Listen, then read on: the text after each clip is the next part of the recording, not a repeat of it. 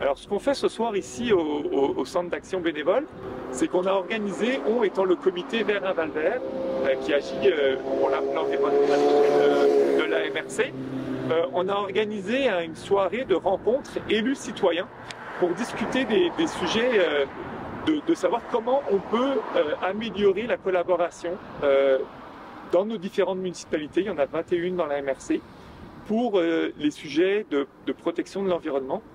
Que ce soit la qualité de l'eau, que ce soit la question des déchets, la question de l'air, de la consommation locale, etc. Donc il y a tous les enjeux finalement possibles à l'échelle de nos municipalités. Qu'est-ce qu'on peut faire dans un esprit de collaboration? Parce qu'on ne se cachera pas, souvent, les relations citoyens-élus sont beaucoup sur la confrontation parce que ce soit pour une carrière, pour le développement de méga-porcheries, ben c'est souvent à ce moment-là que les citoyens vont débarquer au conseil municipal et qu'il va y avoir des tensions et disons que le dialogue n'est pas forcément très constructif. Quels sont les modes de participation élus citoyens qui existent dans votre milieu? Comment on commence, OK?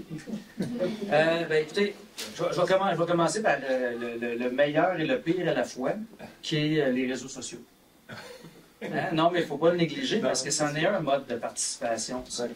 Tout le monde, ou presque, là, puis je ne veux pas généraliser, mais tout le monde, ou presque, a accès aux réseaux sociaux et a une facilité d'aller contacter son maire, son conseiller, peu importe, sa municipalité. On a toute une page.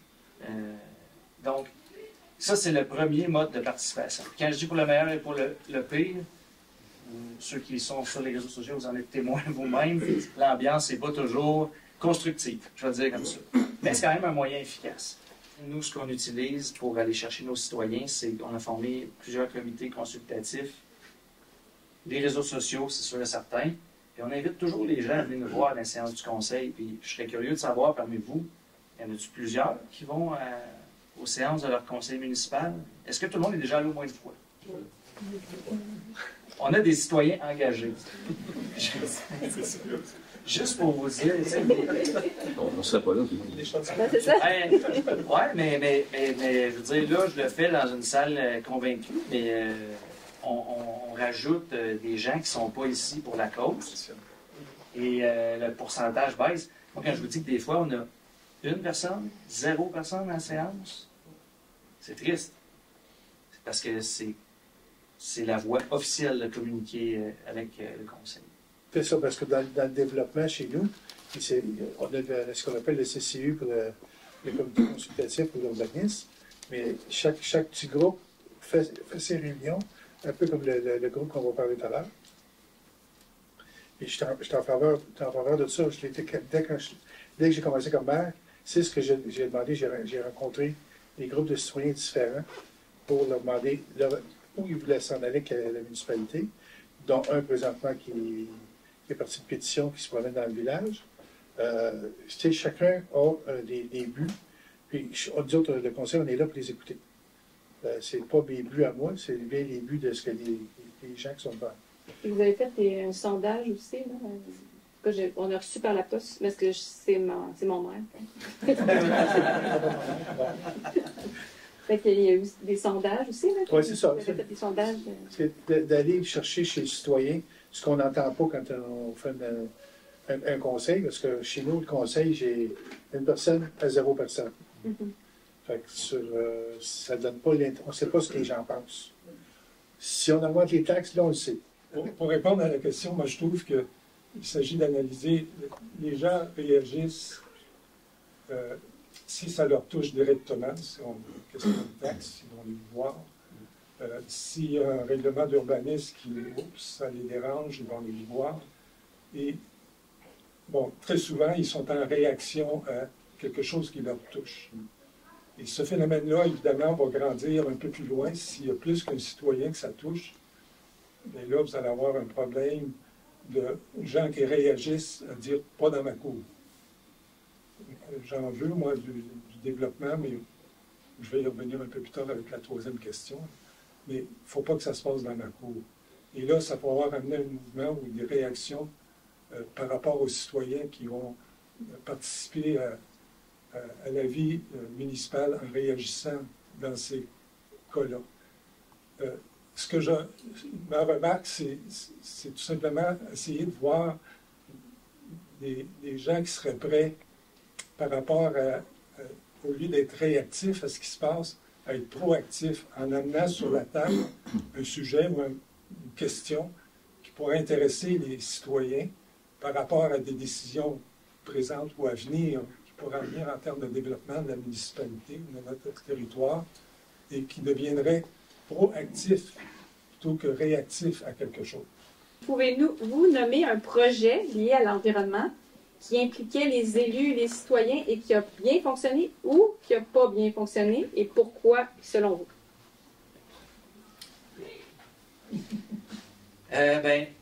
J'en ai parlé tantôt. Nous, le petit lac Saint-François, qui est en plein milieu de notre territoire, qui borde le village, qui a plein de propriétés riveraines autour, a été jusqu'à environ en 2019 probablement le pire lac au niveau de la qualité de l'eau au Québec. Ce qu'on appelle le lac, c'est hyper eutrophe. Ça veut dire qu'il n'y a pas d'oxygène, il n'y a pas assez d'apport d'oxygène pour... puis là, je ne suis pas biologiste, marin, quoi que ce soit. C'est pour une vie un peu normale dans l'eau. C'est-à-dire que là, il y avait seulement des types d'algues très envahissantes qui poussaient, des cyanobactéries qui se développaient là, très tôt au printemps, qui restaient sur la surface du lac pendant tout l'été. Et je concède qu'il y a un petit peu d'intérêt personnel dans l'association qui est venue voir la municipalité dès 2010, parce que c'est principalement des propriétaires riverains du lac qui auraient souhaité que le lac soit de meilleure qualité. Néanmoins, je trouvais que c'était un bon exemple, parce que ces gens-là, ce qu'ils ont fait, c'est qu'ils sont venus voir la municipalité avec divers projets d'amélioration de la qualité de l'eau, comme par exemple d'installer des capteurs de phosphore à la fin de certaines terres agricoles pour faire du drainage.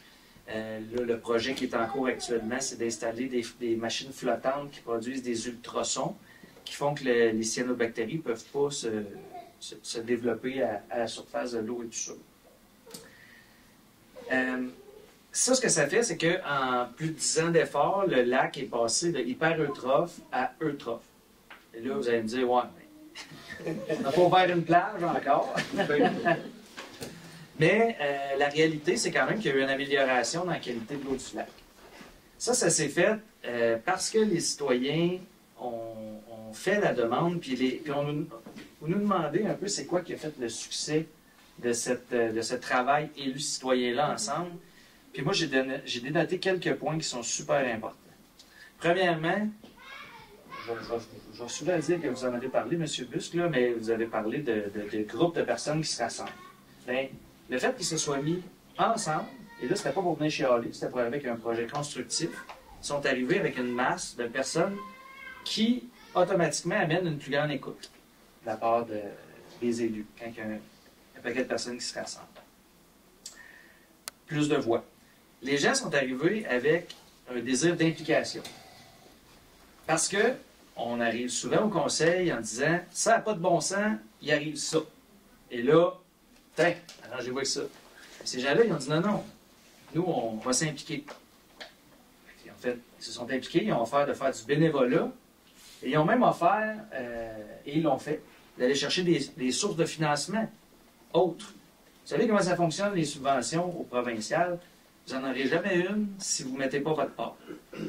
Bien, quand un groupe de citoyens arrive avec une demande, je sais que ce n'est pas applicable à toutes, là, mais dans notre cas précis, les citoyens disent on s'engage bénévolement, puis en plus de ça, on va aller chercher des sources de financement alternatives.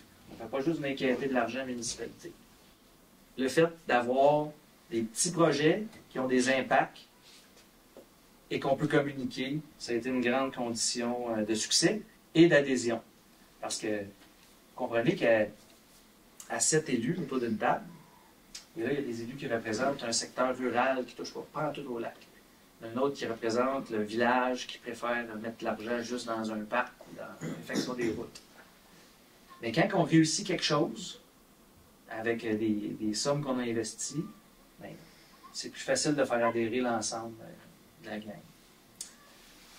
Fait que moi, c'est très concret, c'est très... c'est pas ça qui change, comment dire... c'est pas ça qui baisse les GES, c'est pas ça mais ça touche une de nos préoccupations, qui est la qualité de l'eau. Et je pense que si on applique un peu ces conditions de succès-là à d'autres initiatives, on est capable d'avancer et de faire quelque chose. Voulez-vous parler de notre beau projet à Malco? Bien, juste avant ça, je dirais que les 18 maires, présentement, on se penche sur les GS au niveau des bouteilles, du verre. Fait que là, c'est rendu au niveau de la MRC à ce niveau-là. Ça, c'est notre prochain futur. Pour ce qui est de notre projet, le conseil de Maricourt s'enlignait sur une demande gouvernementale de ramasser le compost. Étant donné qu'on n'avait pas de statistiques finales pour le compostage domiciliaire. On a un problème au niveau du compostage domiciliaire aussi avec les os et les têtes de poisson, ces choses-là, les gros morceaux qui ne peuvent pas être compostés parce que la chaleur n'est pas assez profonde au niveau d'un compost local. Ça, j'y arriverai aussi plus tard à ce niveau-là. Mais quand on est venu pour passer ça au conseil, pour chose que je n'étais pas tout à fait d'accord à cause des GS, là, mais ça, c'est une autre histoire. Mais là, il y a une demande gouvernementale qui nous faisait avancer sur le fait des ramasser à domicile. Puis, j'ai mon groupe de citoyens qui est venu s'asseoir au conseil. 48, vous étiez? 40. Suite à un très bel article qui nous a donné bien des arguments de M. Michon. Fait qu'on est 4... Oui, 50% du comité ici. Oui, c'est ça. Ces gens-là se sont présentés au conseil. Et quand tu remplis ton conseil plus qu'à la normale, il faut que tu portes l'oreille. Et ce soir-là, en voyant tout ça, qu'il y a des gens, je n'ai pas calculé le nombre de gens qui étaient pour et contre. Il se passe quelque chose, puis il y avait une proposition de former un comité. Fait que j'ai repoussé dans un an la décision finale. Puis j'espère qu'on sera aligné sur les décisions du comité présentement. Parce que moi, j'étais un pro-compost. La plupart sur le comité le sont, à quelques exceptions près. Pas sur le comité, mais je veux dire sur le conseil. L'autre exemple d'un projet, encore une fois, que celui-là, il nous a appris plus qu'à être malheureux des résultats, c'était le fameux site d'enfouissement dans le canton de Melbourne, où il y a eu 3-4 ans de lutte, dont beaucoup de citoyens de Saint-François ont participé à l'époque, pour essayer de faire prendre conscience à la MRC à l'époque, les 18 maires qui siégeaient, que le site d'enfouissement posait un problème sérieux en termes de développement, parce qu'on voulait en faire à partir de ce qu'on appelait un LES, qui est un site conventionnel, puis que le gouvernement disait qu'il fallait faire un LET, qu'on disait à la municipalité, un instant, est-ce qu'on a les moyens de s'établir même économiquement à l'époque, essayer de faire la démonstration économique que ce projet-là ne tenait pas la route.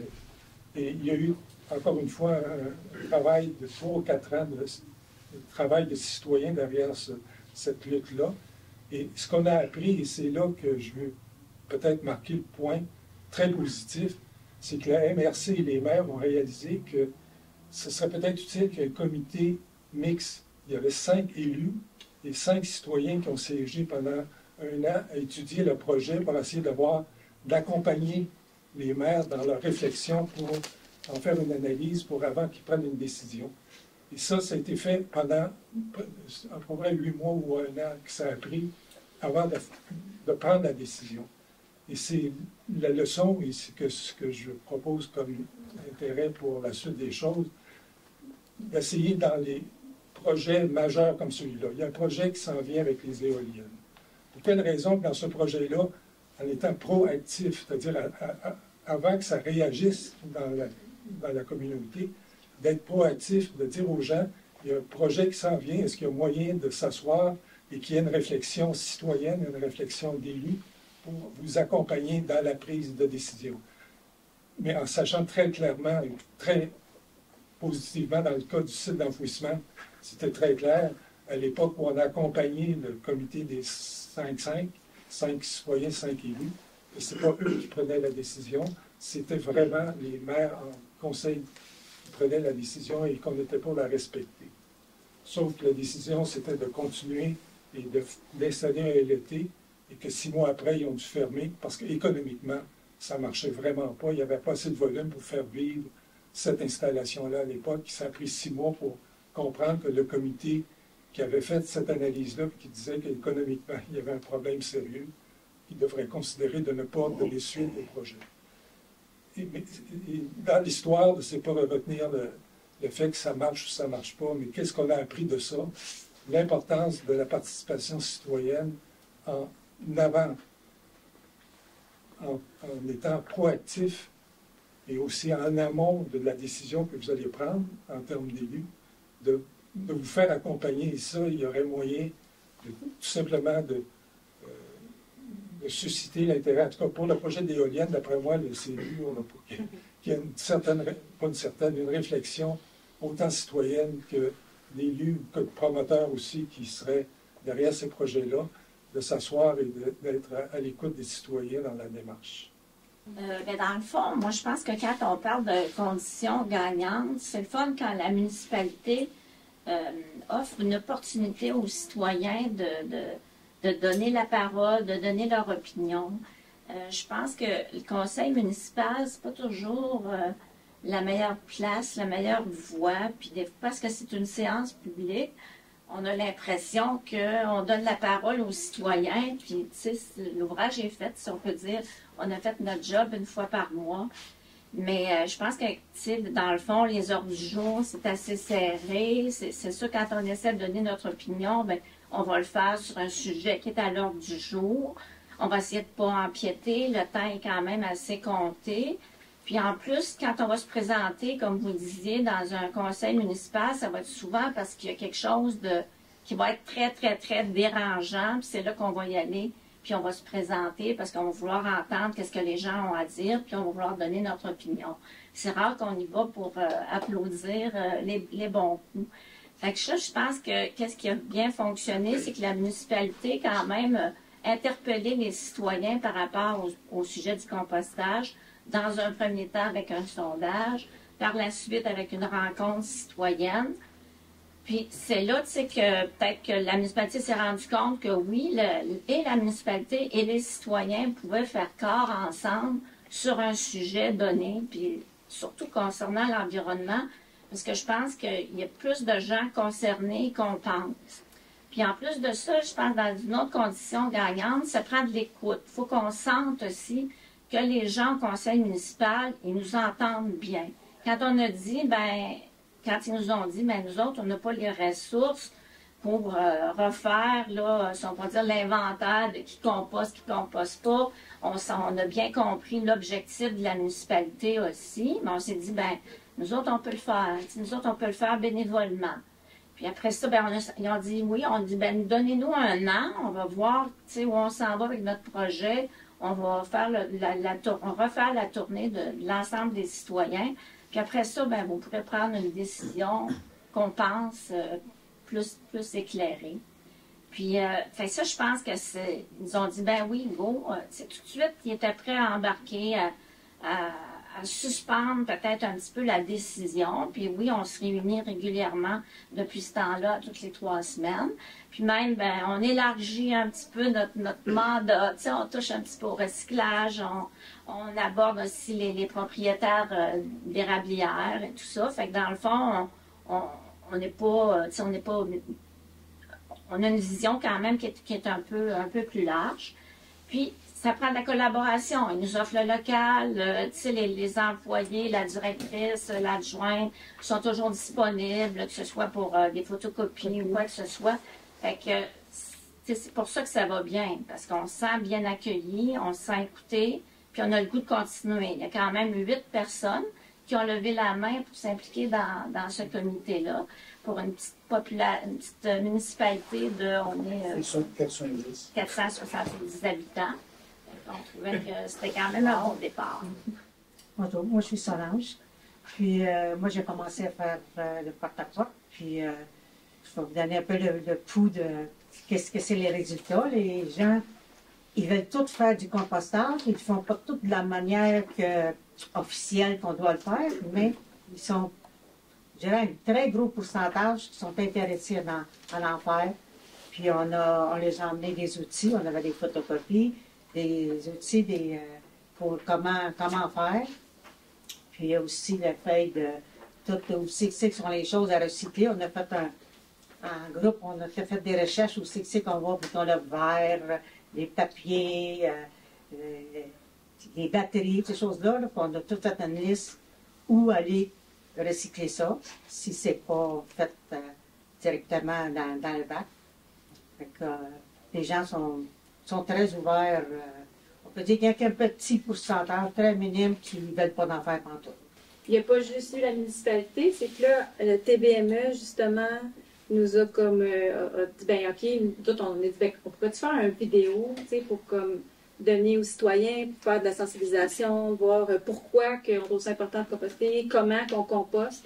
Parce qu'on avait regardé, puis toutes les vidéos, ils parlent juste comme si on pouvait juste, dans les autres villes.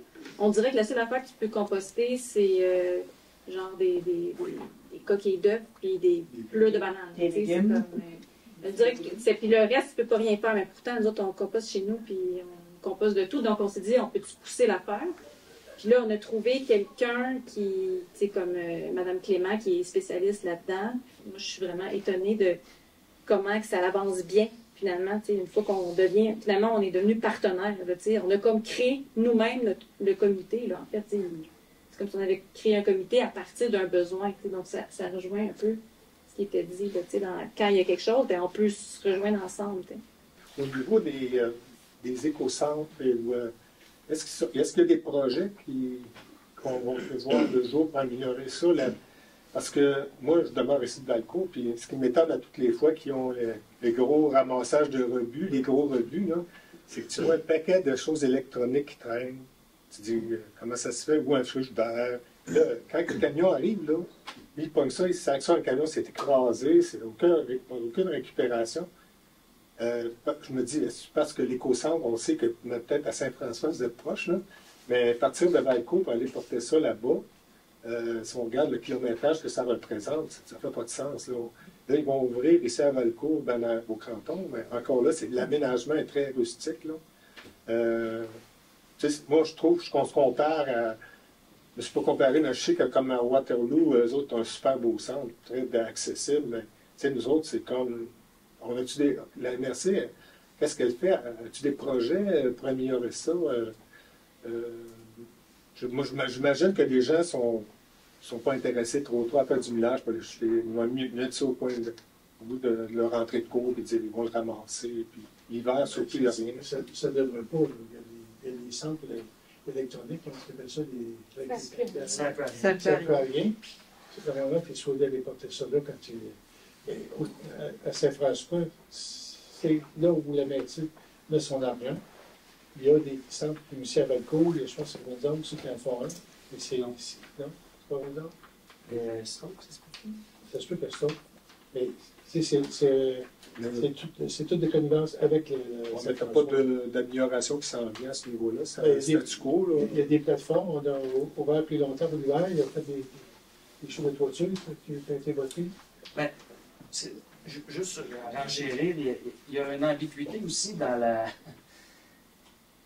Qui rajoute de la complexité dans votre question. Ça s'appelle la modernisation de la consigne, pas de la consigne, de la collecte sélective. Je ne sais pas si vous avez entendu parler de ça. Ouais, en fait, c'est que aujourd'hui, comme la MRC du Val-Saint-François s'occupe avec un sous-traitant de la collecte, du recyclage, des matières recyclables, tout ça. Ça s'en va à notre copropriété avec Sherbrooke, puis d'autres MRC qui s'appelle Récupestrie, qui est à Sherbrooke. Centre de tri de Récupestrie, ça nous appartient à nous tous ici, en passant, en partie. Puis ensuite de ça, on vend la matière. Là, ce qui se passe, fais ça brièvement, puis je réponds à votre question après plus clairement. Là, ce qui se passe, c'est que ça va devenir Éco-entreprise Québec, qui est un gros conglomérat d'entreprises qui vont devenir responsables de toute la matière. Donc, le producteur va devenir responsable de la matière, particulièrement des produits d'emballage, à partir de sa création jusqu'à la fin de son cycle de vie. Donc, la MRC ne pourra plus vendre la matière bon. Et là, ça amène des enjeux au niveau, entre autres, vous êtes tous au courant qu'on récupère le polystyrène, on fait quelque chose qui se fait pas à beaucoup d'endroits au Québec. Et là, ça devient Éco-entreprise Québec qui dit « Ah, mais là, nous, on n'est pas d'accord que vous ayez des points de collecte dans chacune des municipalités. Parce que c'est notre matière, c'est nous qu'il faut qu'ils s'en occupent maintenant. » Fait que non. Là, on va mettre ça dans le bac bleu, puis celui-là, on ne le prendra pas, par exemple, celui-là, on ne le prendra pas, puis bon. Fait que là, ça nous mène une couche de complexité un peu à vouloir développer un service d'éco-centre. Éco-entreprise Québec donne un petit montant à la MRC pour que la MRC gère l'éco-centre puis recycle les matières qu'elle devra ensuite s'occuper. Mais c'est toutes des choses qui sont en cours de négociation avec Éco-entreprise Québec puis tout ça. Nous, puis moi, j'étais pas maire à ce moment-là, mais quand les initiatives au niveau de recyclage du verre ont été mises en place, c'était les municipalités et les MRC qui étaient responsables de la collecte des matières et tout ça. Donc, la question ne se posait pas. On a un projet, on avance, puis Québec embarque dessus, oui, non, de l'argent, pas d'argent. Mais là, aujourd'hui, ça rajoute une couche de complexité, puis là, pour l'instant, c'est les produits d'emballage, mais éventuellement, ça va peut-être être autre chose. Fait qu'il n'y a pas beaucoup de grande motivation et d'intérêt à aller dépenser des sous que peut-être on va devenir caduque dans 1 an ou 2 parce que Éco-entreprise Québec va dire non, c'est fini l'éco-centre là-bas, on fait ça de telle autre façon. Donc la réponse est plate, vraiment. Mais ça n'empêche pas, par exemple, que vous contactiez municipalité. D'ailleurs, votre maire est le préfet de la MRC. Et puis voir de quelle façon, avec les installations en place et tout ça, il pourrait avoir quelque chose. Éco-entreprise va contrôler le verre dorénavant et ne s'occupera pas du verre blanc de cuisine. Donc là, on a comme un problème, c'est qu'à partir du moment qu'ils vont s'occuper du verre, on n'aura plus les subventions pour faire le transport de ce verre-là. Il va rester juste le verre blanc, qui d'ailleurs, normalement, a une valeur supérieure quand c'est dans le tri Saint-Jean. Sur le processus, là, c'est peut-être plus ma question, plus orientée vers ça. De ce que j'ai compris de vos interventions, c'est que, bon, le conseil municipal, soit pas de monde, ou soit c'est pas nécessairement accueillant pour les citoyens, ou le format est peut-être pas l'idéal. Là, vous avez parlé des conditions gagnantes pour une action réussie dans des projets où, ça prend un rassemblement, 2, ça prend de l'implication. C'est quoi? Est-ce qu'il n'y a pas de... À part le conseil municipal, si je ne me trompe pas, il n'y a pas de porte ouverte nécessairement à ce genre de... Comment vous allez favoriser ce genre la naissance de projets, de collaboration avec les citoyens qui ont des chances de succès? T'sais. Si ce n'est pas le conseil municipal, c'est quoi? Puis comment? Moi, j'ai organisé des rencontres avec des personnes âgées, avec différents groupes, et avec les jeunes aussi. Les personnes qui s'est présentées. Okay. Fait qu'on se base sur le conseil, dans le fond, puis la porte ouverte avec les employés pour avoir les inputs. Les entrées, en tout cas, au niveau des informations. Parce que, à part ça, les gens n'ont pas le temps. Si tu fais une organisation le vendredi soir, c'est pas le bonsoir. Sur semaine, c'est la garderie, c'est ci, c'est ça. Fait que les gens n'ont pas le temps de venir dans la réunion. On les comprend. On roule tout en vie de fou. Mais nous autres, pour avoir ce que les gens pensent, c'est quand ils viennent nous voir. Ou par nous écrire, ou... Si les gens ont des projets, puis je vous le dis, ça se peut que votre projet, ça n'est pas dans notre agenda, mais je pense qu'il n'y a pas un élu, non, c'est pas vrai, il y en a, mais ni Jean-Luc ni moi, il est probablement pas poursuivre notre invitation. Mais je pense qu'il n'y a pas un élu qui rencontrera pas les citoyens. Et moi, quand je vous ai dit les conditions gagnantes, s'ils sont réunis, on va vous appuyer. Je pense aux 2 ans ou 3 ans, la MRC prépare un plan de gestion des matières résiduelles PGMR. Et là, les citoyens peuvent intervenir. Moi, je suis intervenu il y a 5 ou 6 ans dans un plan pour la préparation du plan de gestion, dans lequel j'avais fait introduire la question du verre dans le plan de gestion. Pouvez-vous juste répéter, c'est quoi? C'est le plan? Plan de gestion des matières résiduelles. PGMR. Juste une petite anecdote, c'est mon fils, dans le dernier, accompagné d'une étudiante de l'Odyssée, qui a siégé sur le comité qui préparait le PGMR. Il y a eu une réaction très surprenante de la jeune qui se retrouvait parmi toutes des têtes grises. C'était sa remarque en allant à ces rencontres. Mais elle a eu à vivre l'expérience de la préparation du PGMR. Et c'est ça la question où se décide, où les grandes orientations pour la gestion des matières résiduelles, c'est à cette étape-là. Et à cette étape-là, la MRC est obligée d'aller en audience publique pour, une fois que le PGMR est établi, pour consulter le public sur ce qui est donné comme orientation dans le PGMR. Et ça, c'est prévu avec une participation citoyenne. C'est quoi les enjeux les plus importants pour vous, là, puis que vous seriez prêt à nous donner? J'irais chercher plus d'informations.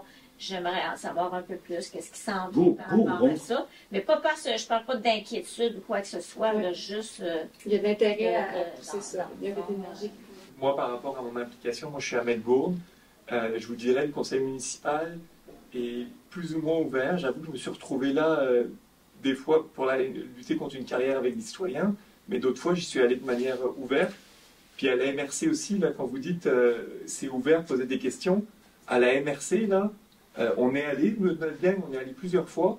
Puis moi, je suis habitué de parler en public, ça ne me dérange pas, mais il n'y a même pas un espace citoyen physique pour intervenir. Mettons, on est quasiment derrière la porte. Alors, je veux dire, c'est vraiment pas invitant pour les citoyens. Et en tout cas, là, je revenais sur votre truc, mais là où je m'en allais, c'est que moi, j'ai quand même un questionnement sur est-ce qu'on est mieux d'agir justement à l'échelle de nos municipalités, sachant qu'elles sont petites. Moi, je dirais trop petites. La majorité sont trop petites dans le sens que vos 2 municipalités ou Melbourne, c'est 2-3 000 habitants pour des questions sur des territoires, sur des questions, justement, je pense qu'ils les dépassent en partie. Et c'est un peu pour ça que vers Val-d'Air, on était à l'échelle de la MRC. Et tous nos temps bénévoles, ils sont limités, vos temps d'élus aussi.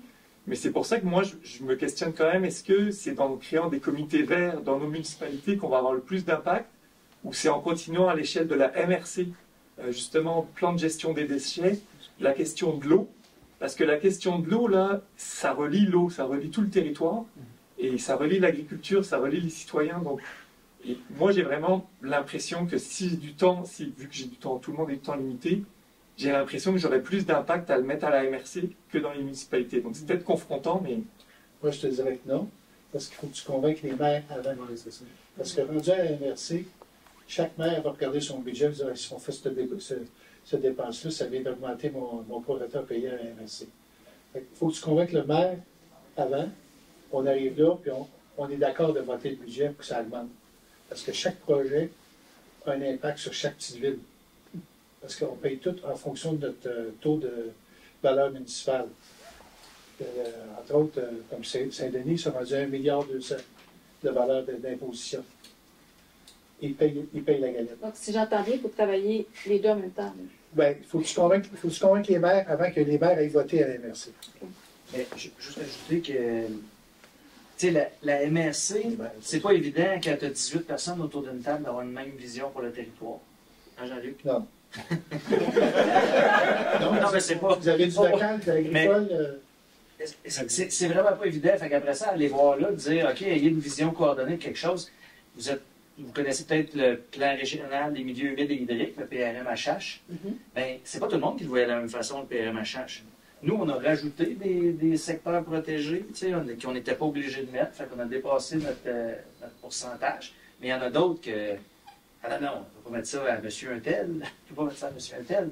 Fait que je pense que l'action locale avec les municipalités, c'est le meilleur point de départ. Puis Jean-Luc, puis moi, on en a amené des points après ça à la MRC. Puis nous, on peut aller défendre ce que nos citoyens présentent.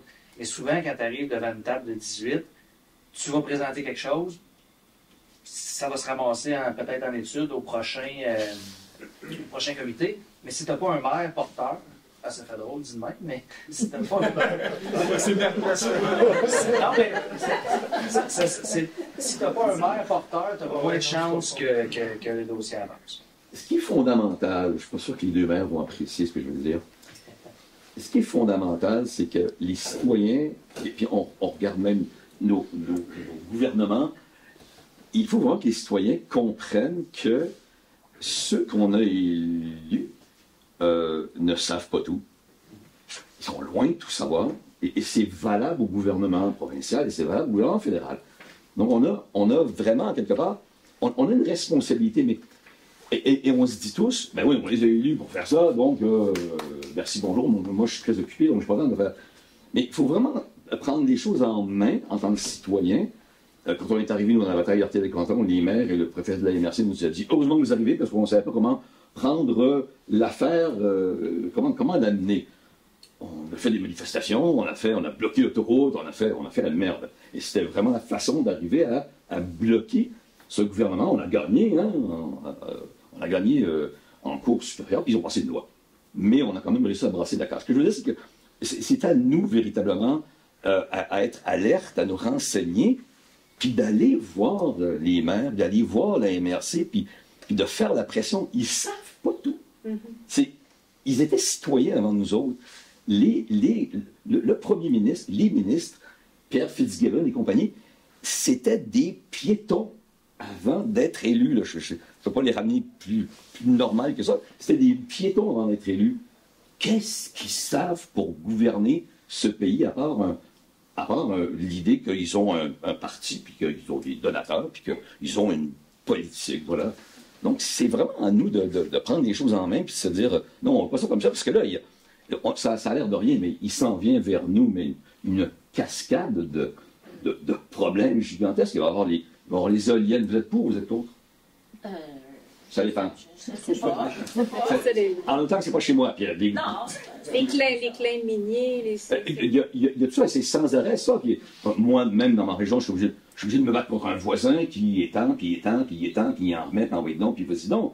Mais c'est la même mot, là. Enfin, lui, il n'est pas là. C'est l'eau que je bois. Donc, mais il ne faut pas hésiter, il ne faut pas avoir peur d'aller se plaindre, puis de bouger, puis de brasser la cage. Il faut vraiment le faire. Et épauler quand on dit on aimerait que les maires nous aident, je pense que nous, on doit les aider parce que, je le répète, avant d'être élu, il était piéton. Comme nous. Merci. C'est exactement le mandat de Vers-un-Valvert. Donc, si vous n'êtes pas déjà c'est pour ça que dans la liste d'envoi, puis si, nous autres, on en veut plus de monde, c'est ça un peu l'idée, c'est de prendre son pouvoir. Moi, j'aime ça entendre ça, parce que ça suffit là, de tout les laisser aller dans tout. Là. Je pense qu'on peut reprendre notre pouvoir d'une main de citoyen, puis de voir qu'est-ce qu'on veut faire, comment on veut prendre soin de notre environnement et tout. Donc là, on est déjà à la fin, donc j'ai l'impression que c'était le mot de la fin. Moi, je suis président du Val-Ouest, et puis on voit que, je ne sais pas si vous avez remarqué, si ils ne sont pas membres, de devenir membres. Dans l'infolette. Oui, c'est qu'on est ouvert à ça. D'ailleurs, Sébastien fait un bon travail là-dessus, c'est que on a justement parlé de la réunion ce soir, on était déjà dans le Val-Ouest, ce qui se passe dans la carrière à Melbourne, tout ça. Je pense qu'on a cet outil-là qui est nouveau, on ne l'avait pas avant. Donc, je pense que moi, personnellement, en tout cas, puis même l'équipe, elle vient se joindre à nous autres aussi. On est très ouvert à passer le message, à expliquer les situations, parce que je pense que c'est un manque d'informations qu'on a, à part des grands médias qui ne couvrent pas notre région. Donc, on est là pour ça, puis on essaie de plus en plus de s'étendre à la MRC. Actuellement, on n'est pas vraiment... On dépasse un peu Valco, on se rend au bord de Richmond, là. Mais je pense que Sébastien fait un bon travail. Merci. À ce niveau-là. Je pense qu'il y a quand même des pistes intéressantes, là. C'est-à-dire que quand j'entends par exemple ce que vous faites à la municipalité, il y a quand même des espaces de prise de décision locale, que ce soit pour renoncer, mettons, au ramassage de compost ou organiser du compost, du ramassage sélectif. Peut-être que c'est le genre d'idée qui pourrait d'ailleurs être amené à la MRC avec un camion électrique qui serait sur appel plutôt que des déplacements à tout va. Puis je reviendrai, je pense que quand tu dis par rapport à MRC municipalité, je pense que nous, on va continuer, mais dans ce qu'on disait par rapport au fait que la MRC ne pouvait pas forcément prendre l'initiative, je rappellerai quand même qu'il y a plus d'une dizaine de MRC qui ont le préfet élu au suffrage universel, et que ça, justement, je vous le propose de l'amener à la MRC parce que, justement, ça permettrait de donner à la MRC un pouvoir d'initiative aussi. Et que, justement, ça ne repose pas tout le temps avec le maire. Puis je pense que ça pourrait être intéressant que vous l'ameniez, qu'on rejoigne les MRC, qu'on le préfet élu au suffrage universel au moment des élections. Je pense que ça pourrait amener, mais en même temps, ce que vous nous dites sur les comités verts locaux, je pense que c'est important aussi. Et on voit qu'il y a des marges de manœuvre, donc j'espère qu'on va pouvoir poursuivre les discussions. Merci. Donc, merci à tout le monde de présence. Puis on peut, les personnes qui veulent continuer, on va se un petit peu informer.